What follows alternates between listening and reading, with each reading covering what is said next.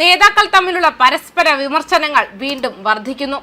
കേരളത്തിൽ നിയമസഭാ തെരഞ്ഞെടുപ്പ് ഫലം പുറത്തു വന്നതിനു ശേഷം അതിദാരുണമായ പരാജയം ഏറ്റുവാങ്ങിയത് മുതൽ CPM-ലെ മുതിർന്ന നേതാക്കൾക്കെതിരെ അതിഭീകരമായ വിമർശനങ്ങളാണ് ഉയർന്നുകൊണ്ടിരിക്കുന്നത്.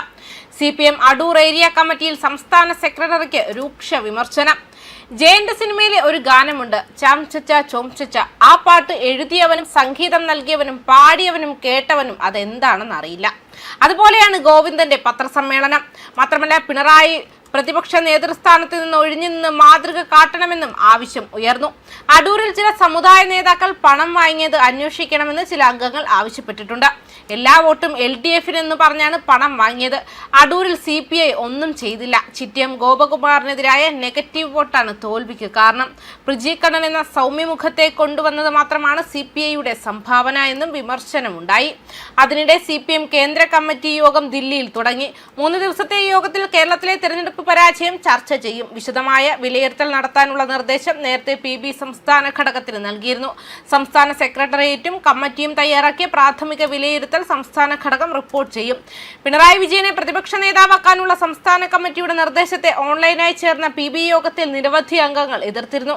കേന്ദ്ര കമ്മിറ്റിയിലും ഇക്കാര്യത്തിലെ എതിർപ്പ് ചിലർ ഉയർത്താനാണ് സാധ്യത. എന്നാൽ പിണറായിയെ പ്രതിപക്ഷ നേതൃസ്ഥാനത്ത് നിന്നും മാറ്റാൻ ഇനിയാവില്ലെന്ന് സംസ്ഥാന സെക്രട്ടറി MV ഗോവിന്ദൻ വ്യക്തമാക്കി. PB-യുടെ അംഗീകാരം വാങ്ങിയാണ് ഈ തീരുമാനമെടുത്തതെന്നും MV ഗോവിന്ദൻ ദില്ലിയിൽ പറഞ്ഞു. മാത്രമല്ല, പിണറായി വിജയൻ പ്രതിപക്ഷ നേതാവായി തുടർന്നാൽ അടുത്ത തവണയും പാർട്ടി തിരിച്ചു വരില്ലെന്നാണ് കോഴിക്കോട് ജില്ലയിലെ ഏരിയ കമ്മിറ്റികൾ വിമർശനങ്ങൾ ഉയരുന്നത്. CPIM കണ്ണൂർ ജില്ലാ കമ്മിറ്റി പിരിച്ചുവിടണമെന്ന് കാസർഗോഡ് തൃക്കരിപ്പൂർ ഏരിയ കമ്മിറ്റി യോഗത്തിൽ ആവശ്യപ്പെട്ടു. കോഴിക്കോട് ജില്ലാ കമ്മിറ്റിക്ക് കീഴിലുള്ള കോഴിക്കോട് ടൗൺ, കൊയിലാണ്ടി, കുന്ദമംഗലം കമ്മിറ്റി യോഗങ്ങളിൽ പിണറായി വിജയനും സംസ്ഥാന സെക്രട്ടറി MV ഗോവിന്ദനുമെതിരെ രൂക്ഷ വിമർശനങ്ങളാണ് ഉന്നയിച്ചത്. പിണറായി വിജയൻ പ്രതിപക്ഷ നേതാവായി തുടർന്നാൽ അടുത്ത തവണയും പാർട്ടി തിരിച്ചു വരില്ല. തെലങ്കാന മുഖ്യമന്ത്രി രേവന്ത് റെഡ്ഡിക്കെതിരായ ഡാഷ്മോൻ പരാമർശം തിരിച്ചടിയായി. KK ശൈലജയെ മുഖ്യമന്ത്രി സ്ഥാനാർത്ഥിയാക്കിയിരുന്നെങ്കിൽ തിരിച്ചടി ഉണ്ടാകില്ലെന്നായിരുന്നെന്നും വിമർശനം ഉയർന്നു. കണ്ണൂർ കമ്മിറ്റി പിരിച്ചുവിടണമെന്നും ജില്ലാ സെക്രട്ടറി KK രാഗേഷിന്റെ പെട്ടി താങ്ങിവന്ന അമൂൽ ബേബി എന്നും കാസർഗോഡ് തൃക്കരിപ്പൂർ സംഘാടക സമിതി യോഗത്തിൽ വിമർശനം ഉയർന്നു. MV ഗോവിന്ദൻ പങ്കെടുക്കുന്ന പരിപാടികൾ ബഹിഷ്കരിക്കുമെന്നും ചില അംഗങ്ങൾ നിലപാടെടുത്തു. P ജയരാജൻ കൂടി പങ്കെടുത്ത യോഗത്തിൽ KK ശൈലജയും P ജയരാജനും നേതൃത്വത്തിലേക്ക് വരണമെന്നും ആവശ്യമുയർന്നു. അതേസമയം പിണറായി വിജയൻ ഇനി മുതൽ Z+ കാറ്റഗറി സുരക്ഷ ഒഴിവാക്കി. മുഖ്യമന്ത്രി സ്ഥാനം ഒഴിഞ്ഞ് പ്രതിപക്ഷ നേതാവായതോടെയാണ് അതിസുരക്ഷ സർക്കാർ പിൻവലിച്ചത്. ഇനി മുതൽ Y കാറ്റഗറി സുരക്ഷ മാത്രമായിരിക്കും അദ്ദേഹത്തിന് ഉണ്ടാവുക. പ്രതിപക്ഷ നേതാവ്, മുൻ മുഖ്യമന്ത്രി എന്നീ പരിഗണനകൾ വെച്ചാണ് ഇത്. Z+ പിൻവലിച്ചതോടെ ഇനി മുതൽ പിണറായിക്കൊപ്പം ഗവൺമെന്റ് കൂടെ ഉണ്ടാവില്ല. നവകേരള യാത്രയിൽ യൂത്ത് കോൺഗ്രസ് നേതാക്കളെ ക്രൂരമായി മർദ്ദിച്ച കേസിലെ പ്രതിയായ ഗവൺമെന്റ് സന്ദീപ് പിണറായിയുടെ സുരക്ഷാ സംഘത്തിൽ നിന്നും ഒഴിവായി. അതിസുരക്ഷ പിൻവലിച്ചതോടെയാണ് സന്ദീപിന് പോലീസിലേക്ക് മടങ്ങേണ്ടി വന്നത്.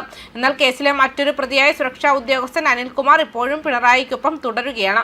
ഗൺമാനെ ഒഴിവാക്കിയതിനു പകരമായി 2 PSOമാരെ അനുവദിച്ചിട്ടുണ്ട്. എസ്കോർട്ട് ഒഴിവാക്കിയെങ്കിലും പൈലറ്റ് വാഹനം തുടരും. അതിനൊപ്പം വീട്ടിലും സുരക്ഷയ്ക്കായി പോലീസിനെ നിയോഗിക്കും.